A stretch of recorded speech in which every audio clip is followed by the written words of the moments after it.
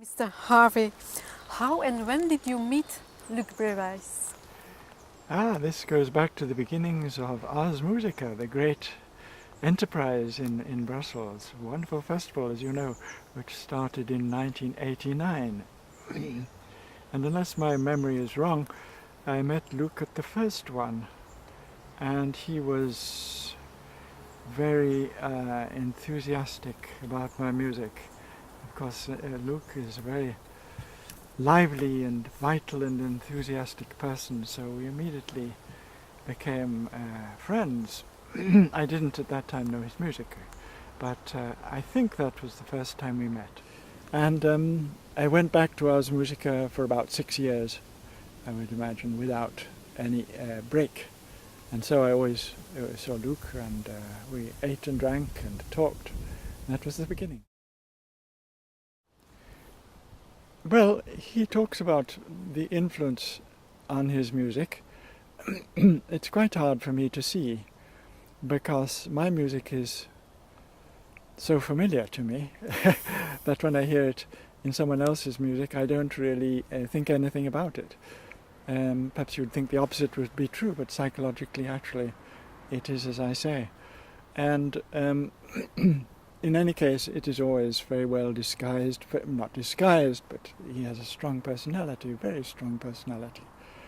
And whatever comes from me is already digested by this strong personality. Mm-hmm. So we all influence each other and take from each other what we can. It's lingua franca, and we contribute something different, but not everything. Not everything is original. So that's the way music works. But he has said that the electronics have had an effect on him. And I can see that on a technical level. He does some of the same things that I've done. And I've had the privilege to work in IRCAM a lot, where the research and the latest thing is very much in the air, so I can make perhaps quite new steps in the art of electronic music. And sometimes that has been, I think, exciting for Luc too. Arno de Vos, also the cellist, told us that the work of Luc for cello and electronics, Black Rock Unfolding, is in a certain way a further exploring of what you did in Advaya. Do you experience that too? Well, Black Rock Unfolding for cello and electronics is a superb work, a masterpiece, and I'm full of admiration for it. I don't hear very much of Advaya in it, no. Perhaps it's also a technical question of exploring this, yes. In the same way the electronics. Yes. No. If I were being a real musicological analyst, I could probably find it, but it doesn't come out and hit me.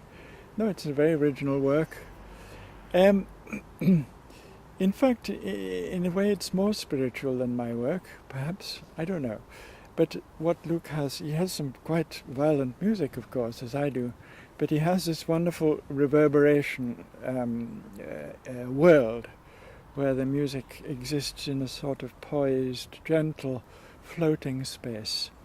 And it seems to be behind the cello's physical, human, aggressive, fighting spirit sometimes, fighting sometimes for beauty, the hard way. So this is quite a, I won't say duality, but quite, what's the word, a dialectic, which is close to my heart, and I think is present in Advaya. The electronics of Black Rock Unfolding are quite simple, but very, very effective, very beautiful, done with an absolute immaculate ear. So it's a work which is quite close to me. The writing is much more complex for cello, in a sense, than mine, and more microtonal, more busy, more demanding, probably. I don't know.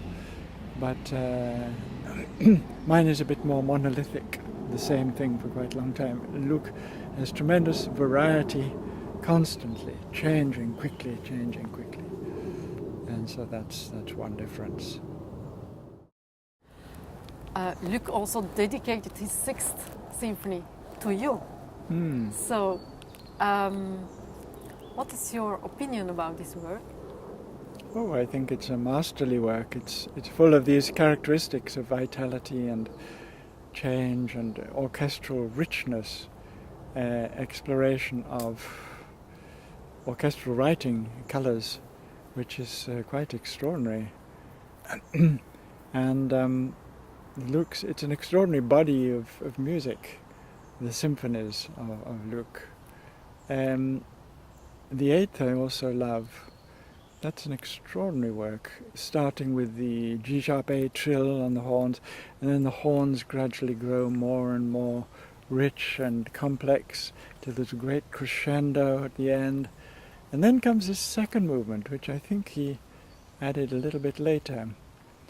And the horns go into a kind of gentleness, a beauty, but it's a beauty informed by magic and strangeness. It's a strangeness caused by spectralism and unusual harmonies, quartertones, microtones, spectrally derived, like much of his music, and the use of gongs and tubular bells, sounds which disturb the normal harmonic field, are used to colour this horn passage, which I think is one of the most extraordinary passages in contemporary music. It's really wonderful, and it captures something very gentle. That is very spiritual music for me. So the different places and different symphonies I adore. You mentioned the use of bells and gongs. Luc says he owes that to you. Well, I like the same things as Luc. We like inharmonic sounds.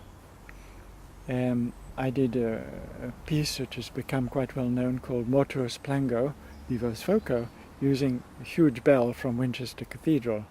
The whole work comes out of this bell. And of course the harmonic spectrum of the bell is complex and unlike any scale you'll find on a piano. So from these unusual tones, the bellness, the nature of this circular structure is explored as a world, a universe in itself, and the bell surrounds the audience and all the speakers. You're inside the bell as a listener.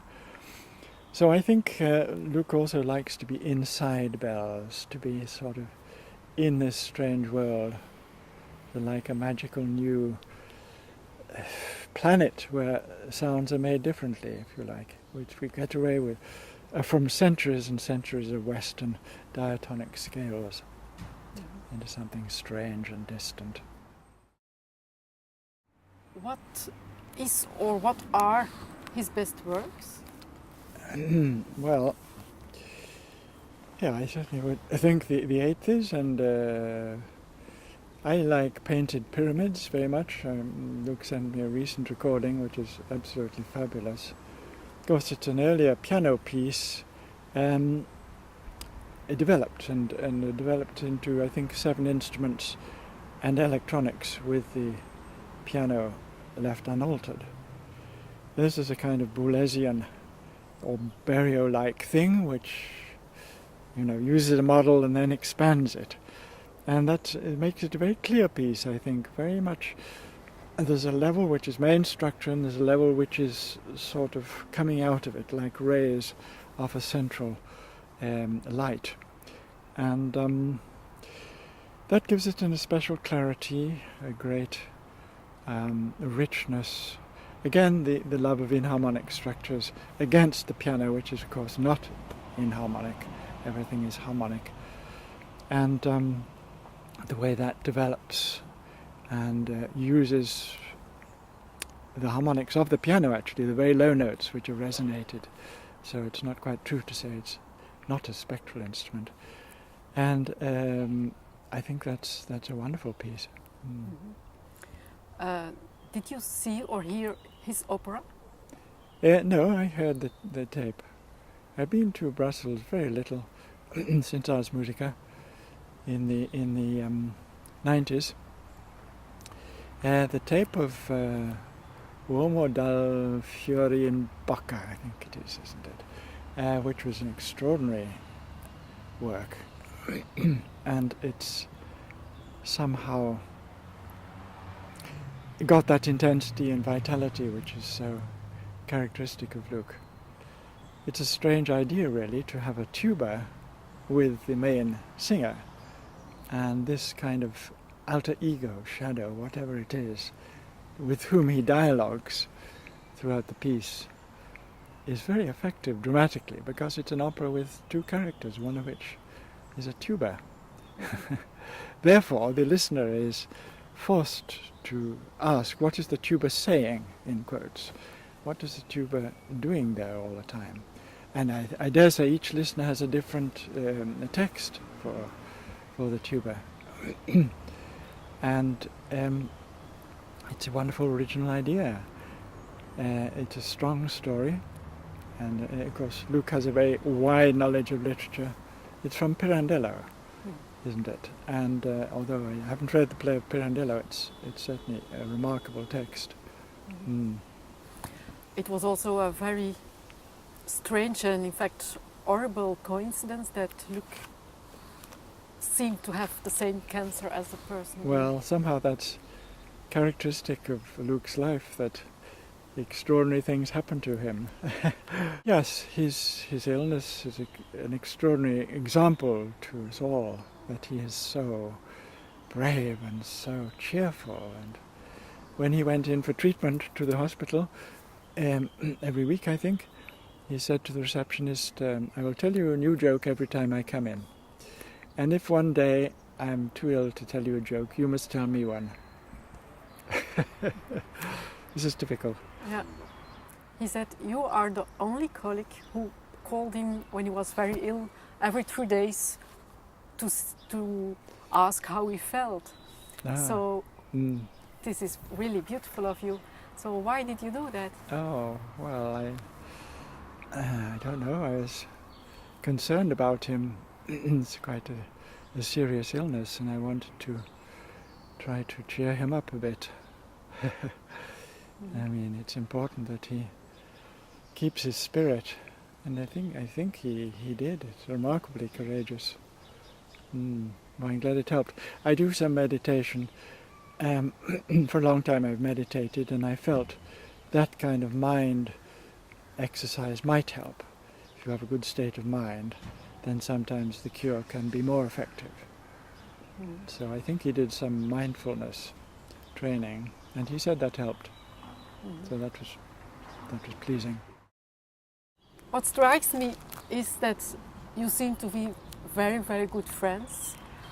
You know really all his work. It's incredible.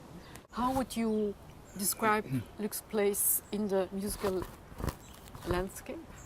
Well, he's one of the most important living composers, without a doubt. But his things are always difficult to discuss. What he does is very original and manages to combine spectralism and intervallic working, which in some senses don't go together, in a very good unity, and added to that an exceptional vitality, exceptional sort of energy in the creative writing for instruments, finding new sounds, but finding always inventive things in the detail to put into the texture. So whenever you see a score by Luke, it kind of hits you, you know, it leaps out of the page. It's so full of life and energy. And so many scores, they have some energy, yes, but it's often a little bit derived. It's a little bit like just the conventional avant-garde chaos, but not so with Luke. It's all very focused, so it has real strength and energy. And this, I think, makes him one of the most important living composers. Yes.